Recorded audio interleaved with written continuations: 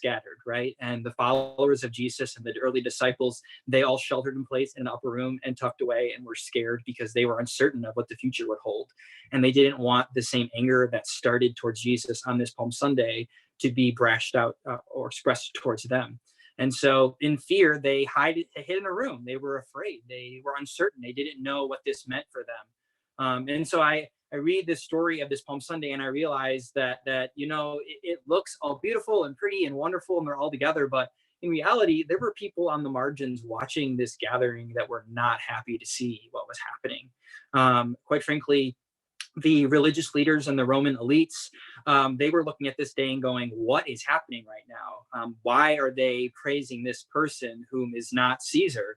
And it was threatening to the structures. And the religious leaders at the time, they were watching them praise Jesus in the street and thinking, oh no, what are the Romans going to think? Because we've let this one Jew kind of go rogue. We need to stop him so that the Romans don't come for us. So not for everybody who gathered on Palm Sunday to watch Jesus' triumphant entry into Jerusalem, they probably all didn't experience it the same way, even though we have one perspective that we see from the passage here in Scripture.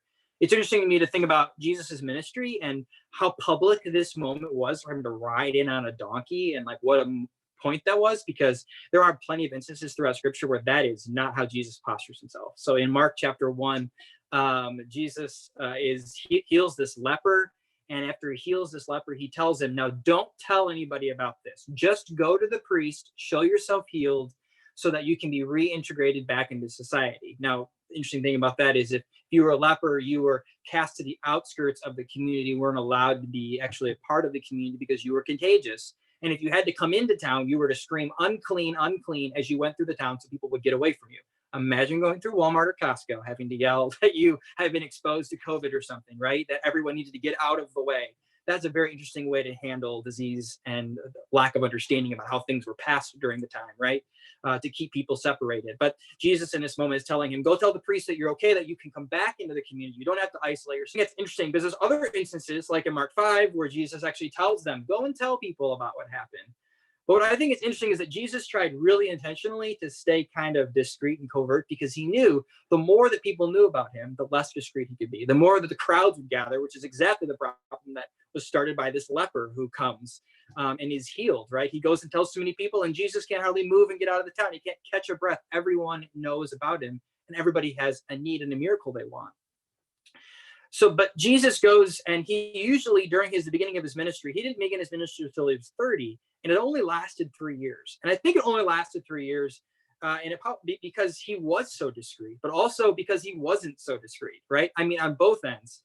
Jesus was able to preach his ministry for 3 years because I think he tried at times not to upset the systems too much. He tried at times not to have the news and the word spread of who he was and what he was doing as much. And maybe even when people would ask who you are, he would answer in a more nuanced way instead of a direct way.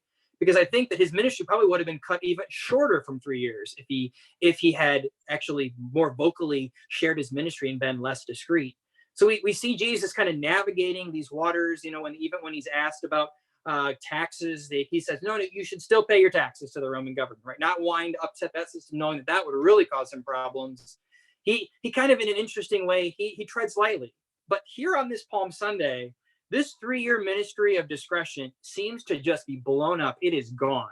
Here he comes riding into Jerusalem, of all places, on a donkey. I mean, this is a moment that all of a sudden you can't tell people like, no, I'm going to heal you, but don't tell anybody. Everyone sees this. Everyone is noticing this. Everyone is watching. He has the attention. There is no more discretion after this. And I think Jesus knew that. He knew that this would be the ball that would get everything else rolling, that would eventually lead to his death. That this was a huge statement. This was something dramatic. Now, why a donkey? Why would you ride into town on a donkey? Well, there's a lot of different ideas of why a donkey would have been chosen. 3 different ideas that are presented are, one was that it could be a Jewish symbol of a king. So King David is anointed as king while riding on a donkey. Solomon was known for riding donkeys.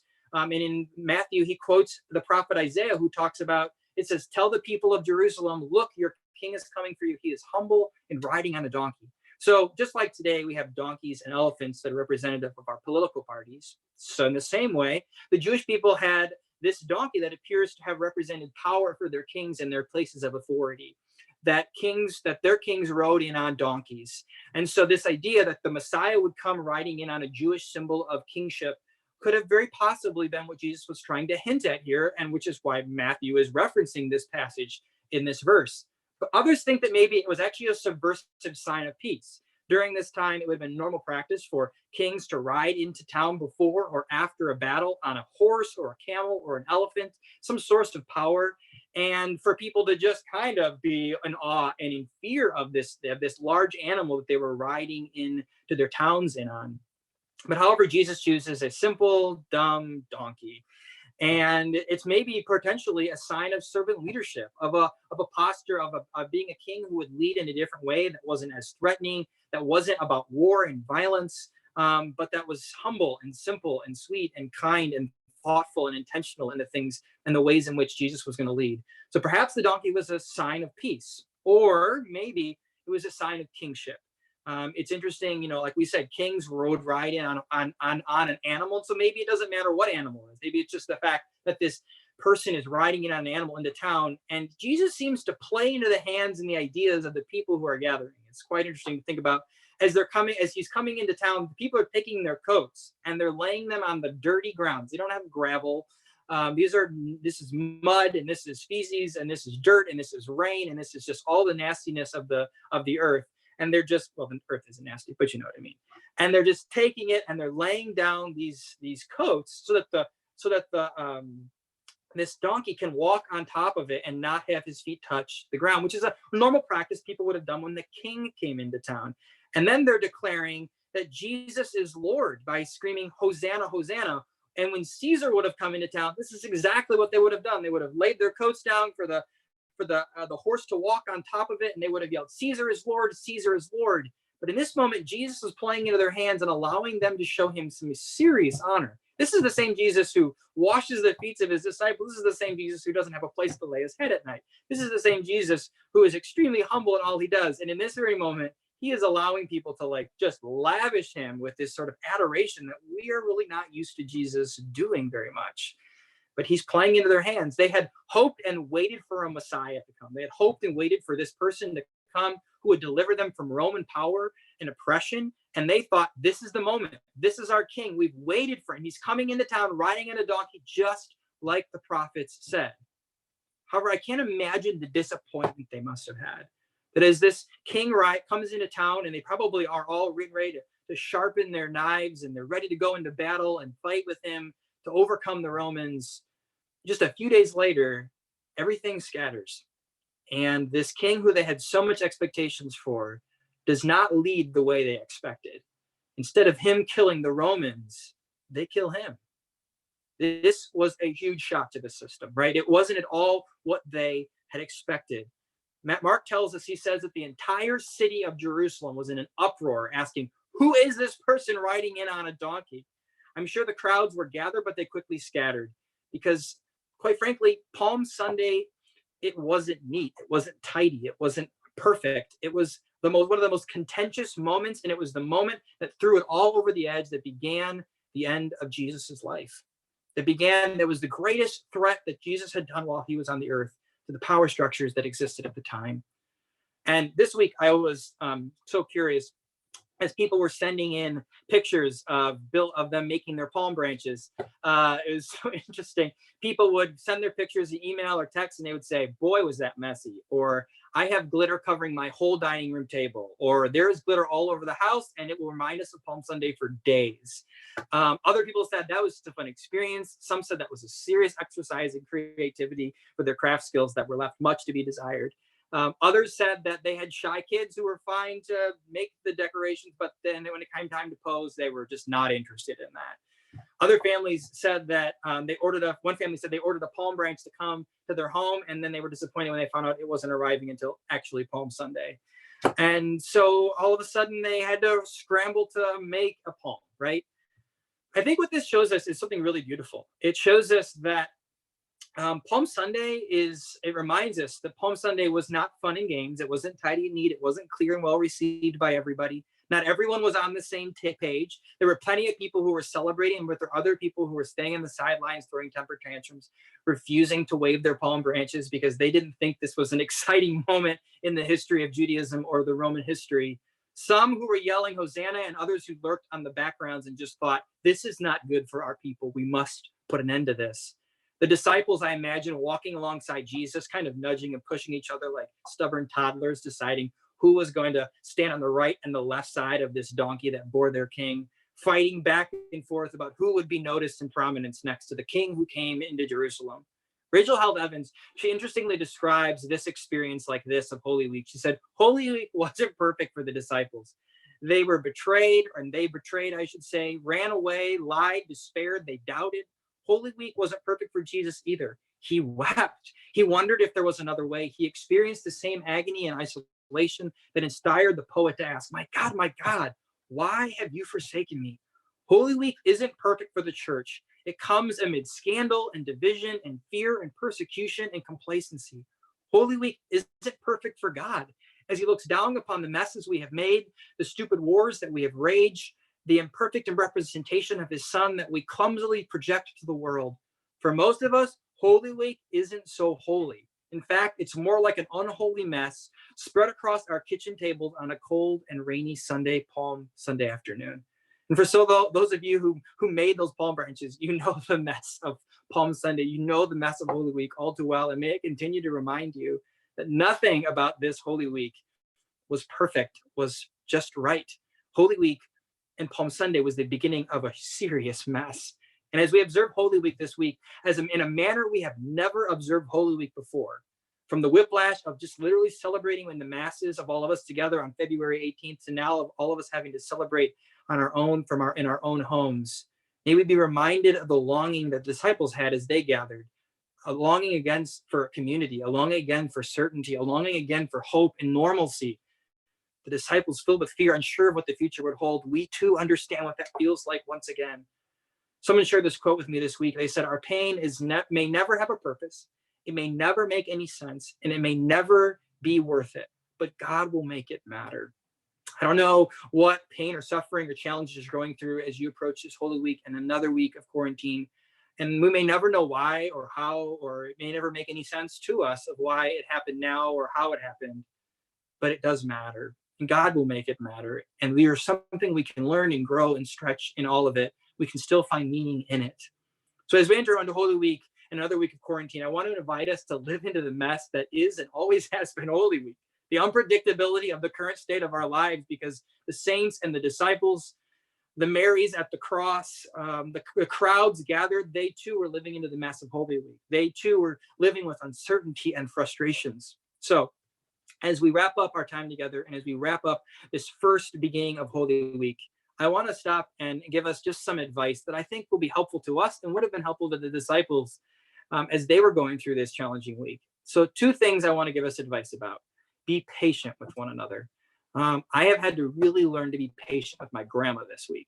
I call her every day and we talk, and she is on this televangelist Facebook kick that they're telling her all she needs is Jesus and everybody should still be in church, and that people are just living in fear. And she's quoting, "Don't forsake the gathering of the beloved." And I'm just thinking, oh no, like that's so out of context. That's not right. Like that's just really taking it too far. But reality is my grandma is sheltering in place, and she's sheltering in place all the time. She hasn't been to church in several years because she's just homebound and she doesn't go out, and my family takes care of her and provides for all of her needs.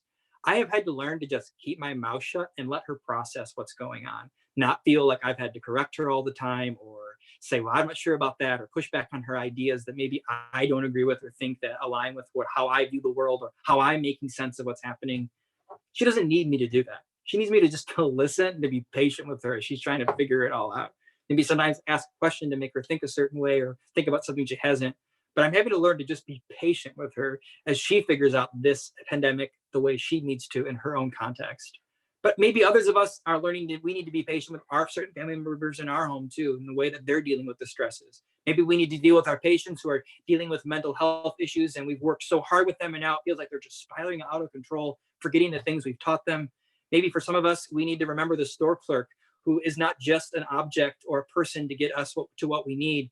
Maybe we need to be patient with them when they're not going fast enough, or they tell us a certain item's out of stock. I was talking to one of our Imagoans this week, and she said when she goes to the store and she checks things out, she stops and she genuinely asks the store clerk, how are you doing? How are you feeling? What's going on with you? To see the humanity of the people who are out on the front lines exposing themselves all the time, be patient with them as well, to see their humanness. Maybe for some of us, that coworker at work that drives us crazy, they drive us even more crazy when we can't even hear their tone over dealing with them virtually. And we just need to learn to be patient with them, remembering that they're in just stressful situations as we are. Maybe for some of us, we have to learn to be patient with our children who are driving us crazy because they have no idea how to express their grief and frustration with what's going on in words. And so they just act out and they cop attitudes and they do things that you would have never expected them to do. We must be patient to know they just don't have the words sometimes, and help them find the words and be patient with them. Maybe to the teens who are ticked off at their parents because they don't understand why their parents are being so dramatic and won't let them hang out with just one of their friends, just one friend. Maybe we can learn to be patient with them, to realize that they don't always see and haven't experienced all the things we have, and that they don't understand we're looking out for their best in all of this. It can be so hard to be patient with them, but we must learn to be patient and put ourselves in other people's shoes during this time, because it's all messy. The second advice I'll give to us is to be gracious with ourselves. Parents, I am amazed. So I went through our roles this week and I was counting different people who come to Imago, trying to figure out statistically, like how many people we have who are parents, how many people we have who are single, how many people we have that work in homes where both parents are working. And there are 74 out of 280 people who call Imago home that are parents. And it's quite interesting to me to think about how many of those people that are in among us are dealing with very similar challenges right now, right? Like so many of us are at home and we're in these tight spaces and we're having to try to be 100% parent, 100% housekeeper, 100% homeschool teacher, as was mentioned earlier, a woman's 100% housekeeper, 100% spousing. We can't do all of those things. We can't do them all at 100%. It's impossible. If you could, you would do them at 100% all year round, and this wouldn't be a new normal. And so be gracious with yourselves. Know that you're not going to be able to do 100% all these things. Sometimes you may have to allow your kids to just have a little more screen time than you're used to giving them, because that is what you need and that is what they need in this stressful time as well, right? I don't know what is for you, but be gracious with yourselves. Extend that to each other, because none of us are going to be able to do this perfectly. And this is brand new to all of us. It's messy. The other thing is, some of us may be experiencing grief in so many different ways. This week, I really screwed up with somebody. They shared with me about how they personally were disappointed because their company emailed everybody and said that bonuses were not going to be happening this year after they had guaranteed that. There were some pay increases that were going to happen in 2020, and those pay increases were not going to occur anymore. This person was really upset. They were hurt. They were disappointed. They had built their 2020 budget with the expectation that they were going to get paid a certain amount of money. They had hopes for their bonus, what they were going to do with it. And instead, I said something really quite ignorant. I said, oh, but think about all the people who are out of work. At least you still have a job. And I said, think about all the people who have all these other things that they're dealing with that are in such a much difficult situation. Like, think about the positive things that are happening in your life. Oh, that person looked very deflated. I could tell they were frustrated. They didn't express it to me, but I couldn't shake that I had said the wrong thing to them. And so I called and I said to them the next day, I said, I need you to know I'm really sorry. Grief is not comparative. The things that you're going through cannot be compared to other people to belittle what you're feeling. Like, your grief, your pain still hurts, even though it may be different than other people's grief or pain or hurt. And I know you didn't need me to try to help you have perspective and feel better. You needed me to just acknowledge that your grief stinks, that you're upset and this is hurting, and that you just wanted me to sit with you in it, which is really hard because I'm a person who likes to do instead of be. And so that was a learning opportunity for me. I had to be gracious with myself that I messed up. I didn't handle this right. But also, I think that it was an opportunity for my friend to be able to see that they too were grieving, and that it was okay for them to grieve, and that it was okay for them to feel what they were feeling. And they just needed someone to tell them, this is normal for you to feel it. So be patient with yourselves, be patient with others, even when be patient with yourself when you're not patient with others. But the last thing, and the exact example I'll leave us with to think about when the idea of being patient with ourselves and with our emotions and the things we're feeling, is sometimes when I'm at church, I'll be standing at the greeting line, which, let me just tell you, I miss standing at that door and seeing all of you as you leave a lot. But I'll be standing with adults, standing there talking, and without fail, every Sunday, there's always at least one child who will come up and they'll poke me and they'll pull my short shirt, maybe even sometimes kick my shoe, or they'll say, Pastor Josh, Pastor Josh, Pastor Josh, Pastor Josh. And finally, eventually, I will stop the conversation I'm having with an adult. And sometimes I'll say, hey, just give me a minute. And other times I'll tell the adult, hey, just give me a minute. This won't take long, because I know exactly what that kid's going to want. That kid is going to want to, most of the time, that kid's going to want to come and say, hey, look what I drew today. And I can look at that picture and say, wow, that's awesome. That's so cool. What does this mean? Or they'll say, do you like my new shoes? Or do you like my new bag? Or they just have something they simply want to say to me. And when they say it, then all they really looking for me to say is, that's awesome. That's cool. I love that. Or very nice. And then almost every time they just run away. They don't want to go in this long conversation a lot of times. They just want to be heard and seen. Hillary McBride from The Liturgist, she referenced that illustration that when kids interact with us in that way, that it's very similar to our emotions being like that. Sometimes when we're experiencing emotions, that's literally all our emotions are doing, is they're poking at us. You're angry, you're sad, tugging away. They're making the point that you're feeling something. And sometimes we just ignore it and we continue on with the conversation, when it would be easier just to turn and stop and say, hey, I am feeling sad right now. To acknowledge what's going on. That's like all the child wants, right? To acknowledge that you see them, that what they're doing is good, that you're there, that you're present, right?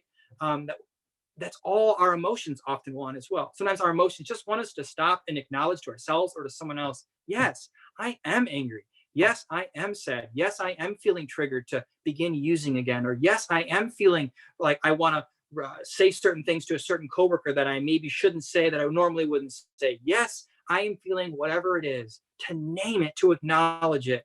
And I think a lot of times when we name it and acknowledge it, it kind of just runs off in its content. It just wants to be acknowledged. It wants to be held and noticed instead of ignored and suppressed, because when we do that, eventually it just begins to act out to get the attention, doesn't it?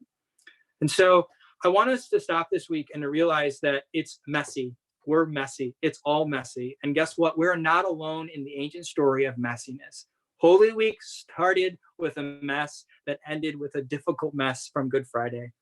But there's always hope, right? Because Holy Week didn't end with just a mess. There was this beauty that got put back together, but it was still messy. Early church was never easy. It was never perfect, and it's never going to be. And so don't expect our lives now to be.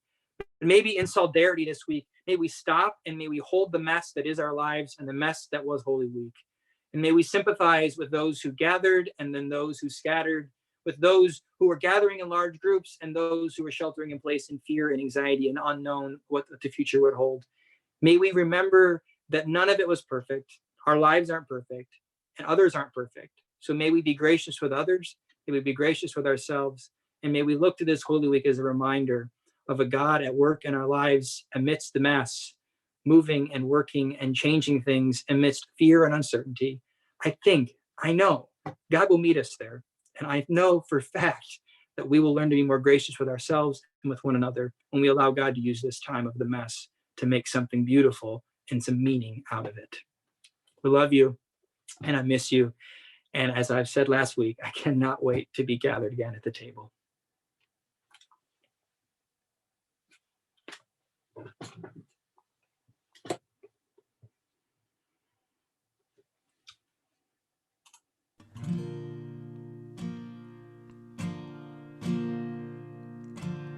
Abide with me, fast falls the eventide, the darkness deepens, Lord, with me abide,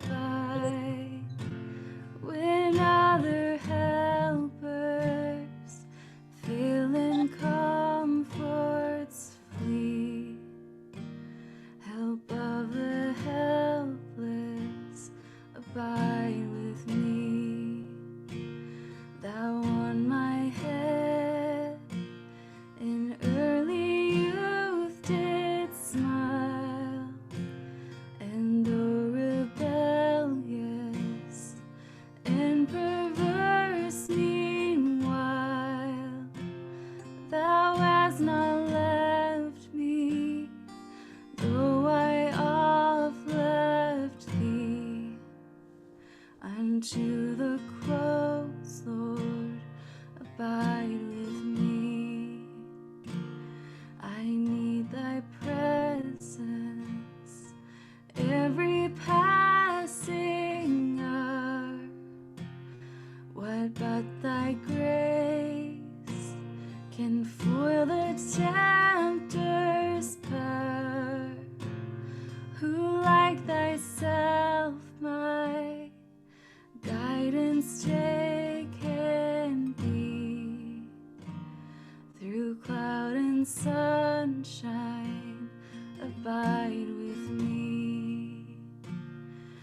fear no foe, with thee at hand to bless.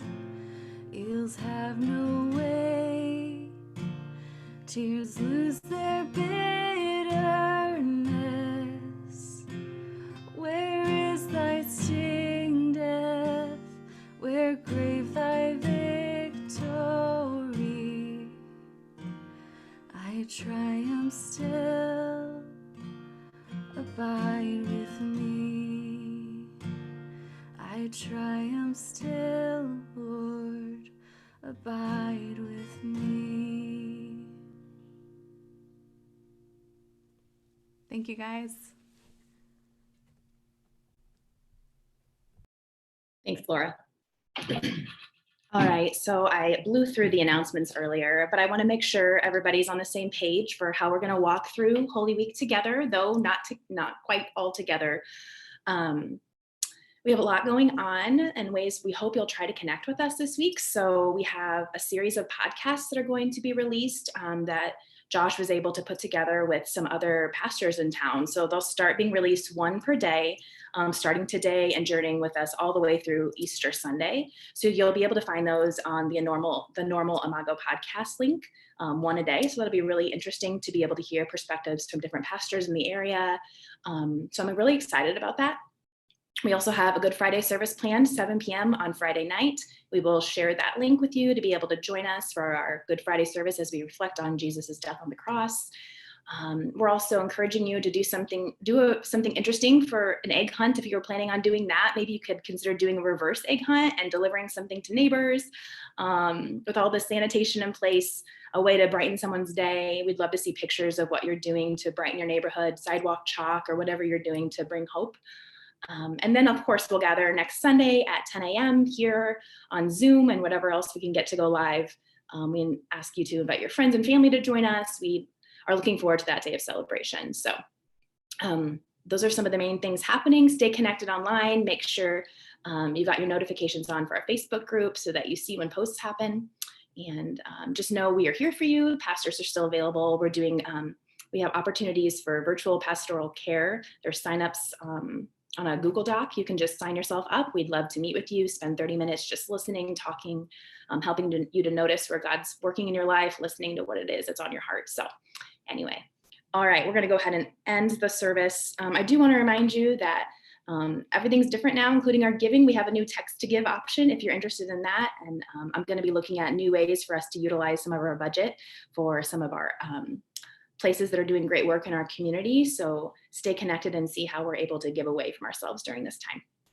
All right, let's close with a benediction today. We enter this week echoing a cry uttered centuries ago. Blessed is the one who comes in the name of the Lord. It's a cry of desperation and a cry of hope. We enter this Holy Week with a growing awareness of the gaps, more awareness of the mess, more awareness of the agony and the pain that is to come. But may we also, in the middle of the mess, become more aware of the hope, noticing those who still come in the name of the Lord, the helpers, the caregivers, the neighbors with baked goods, the friend with a timely call. May we notice the hope and be bringers of it. Go in grace and peace. We love you.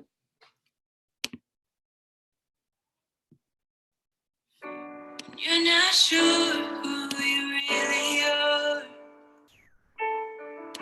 but all you feel is the shape of your scars, and you have more wounds than you can count.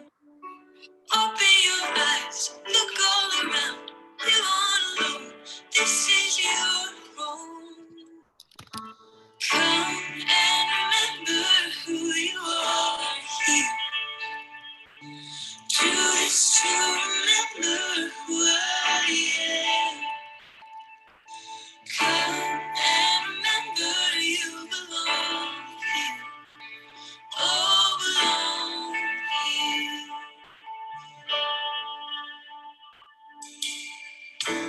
You don't know how to forgive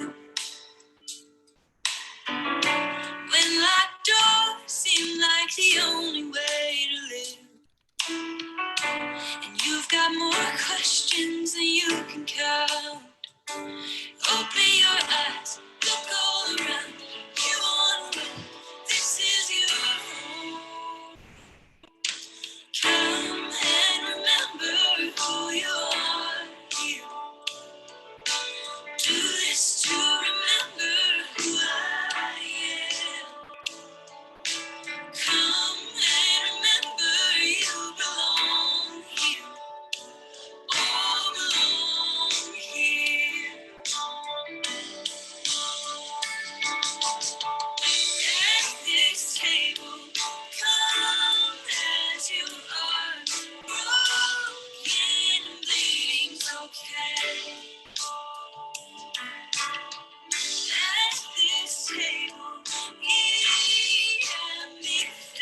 Bye, everybody.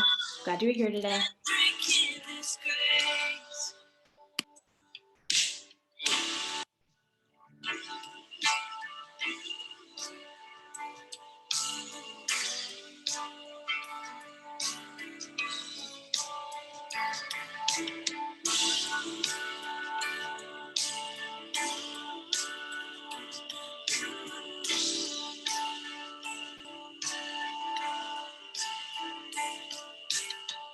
At this table, come as you are, broken, bleeding's okay. At this table, eat and be filled, come and drink in this grace. Come and remember who you are. You do this to remember who I am. Come and remember you belong. You all belong. You.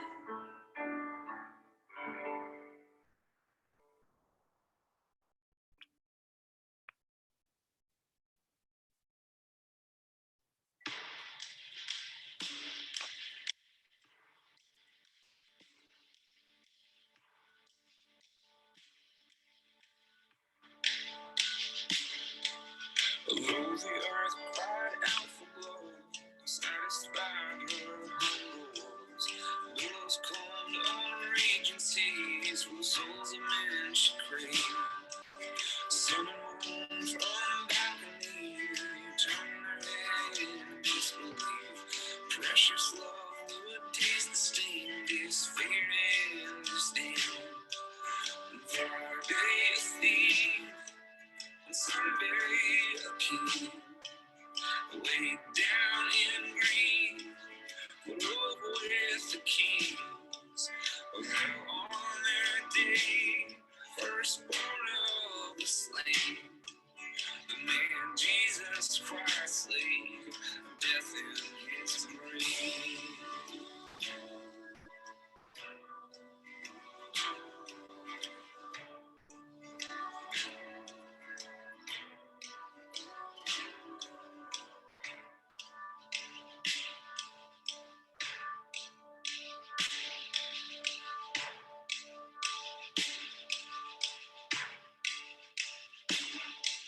So 3 days in darkness slept the morning sun of righteousness, but rose to shame the throes of death and overturned his rule.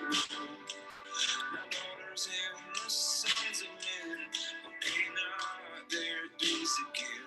The debt of blood they owes rent when the day rolled anew. And Friday a thief, and Sunday a king.